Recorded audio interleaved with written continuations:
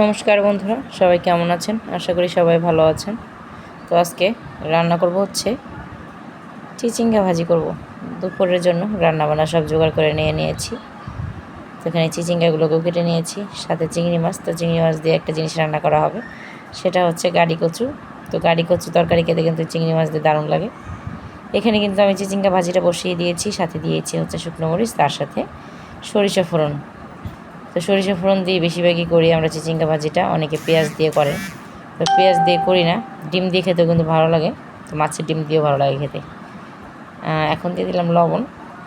তো আমি আজকে একদমই হালকাভাবে রান্না করব, সেটা হচ্ছে যে হলুদ, লবণ, সামান্য চিনি আর সরিষা ফোড়ন, শুকনো মরিচ দিয়ে এটা দিয়ে ভাজি করব। তো ভাজিগুলো এখন দেখা যাচ্ছে কতগুলি, তারপর এটা ধীরে ধীরে একদম একটুখানি হয়ে যাবে রান্না করতে করতে।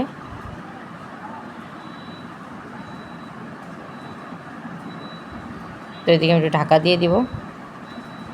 আর এখানে কচুগুলোকে কেটে নেওয়া হয়েছে, আর আমি ধুয়েও পরিষ্কার করে নিয়েছি।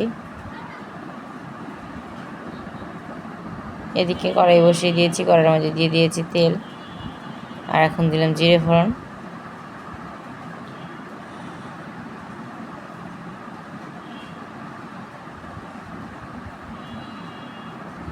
আর এখন দিয়ে দিব হচ্ছে গাড়ি কচুগুলোকে দিয়ে আমি ভালোভাবে একটু লাল করে ভেজে নিব।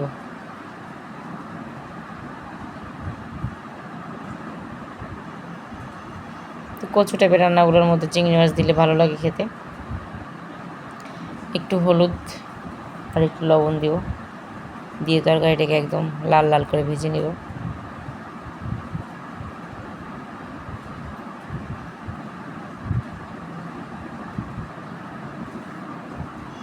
তো লবণও দিয়ে দিলাম। তো এখন ভাজার সময় লবণ দিলে লবণটা ভালো যাবে সবজির মধ্যে, এই জন্য তাড়াতাড়ি লবণ দেওয়া। আর এদিকে দেখুন ভাজিটা ঢাকাও করে নিয়েছি, আর দেখি কতটুকু হয়ে গেছে। তো ভাজি আরও ভাজা ভাজা করতে করতে আরও একটুখানি হয়ে যাবে, এটা ভাজা হতে থাকুক। তো দেখেন অনেকটা সময় নিয়ে কিন্তু ভেজে নিয়েছি। আর দিয়ে দিলাম চিনি, সামান্য চিনি দিলে ভাজিটা খেতে দারুণ লাগে, তাই সামান্য একটু চিনি দিলাম।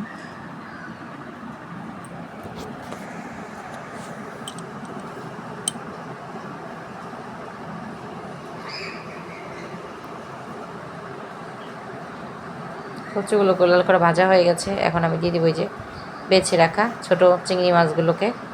চিংড়ি মাছ একদম ছোট ছোট, যার জন্য আলাদা করে ভাজলাম না, একসাথে এই কচুর মধ্যে দিয়ে দিলাম। তো আরেকটু ভেজে নেব, তার সাথে চিংড়ি মাছটাও ভাজা ভাজা হয়ে যাবে, এই জন্য দিয়ে দিয়েছি একসাথে।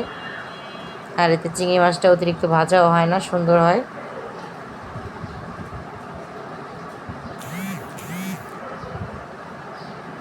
ভালোভাবে নেড়ে চেড়ে যে ভেজে নিয়েছি, দেখুন মাছটা খুব সুন্দর ভাজা হয়ে গেছে। এখন দিয়ে দেবো জিরে বাটা।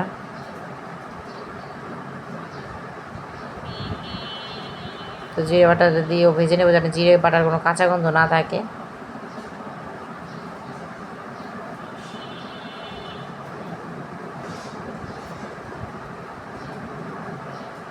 তো ছোটো চিংড়ি মাছ সচরাচর পাওয়া যায় না, তারপর পাওয়া গেলে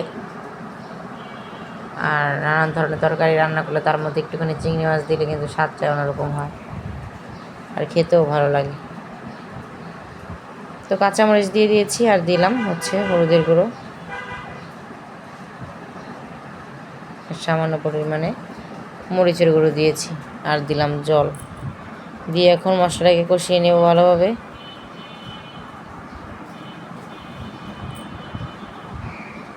এখন নেড়ে চেড়ে কষিয়ে নিই।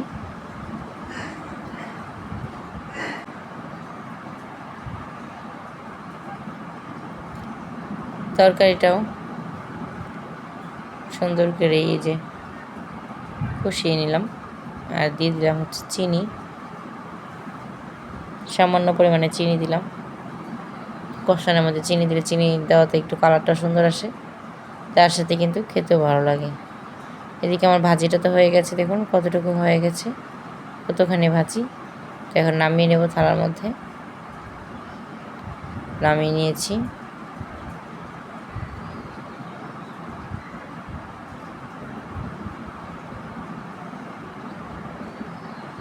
এখন নেড়ে চেড়ে জল দিয়ে দিলাম, পরিমাণ মতো জল দেবো। আর আমি কচুটাকে যেভাবে ভেজেছি কষিয়েছি তাতে কিন্তু অর্ধেকটা সেদ্ধ হয়ে গেছে, তো এই জলে হয়ে যাবে আমার।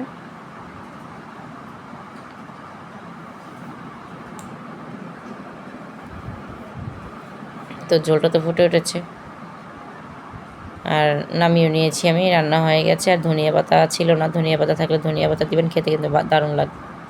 তো বন্ধুরা সবাই ভালো থাকবেন, সুস্থ থাকবেন। আজকে ভিডিওটি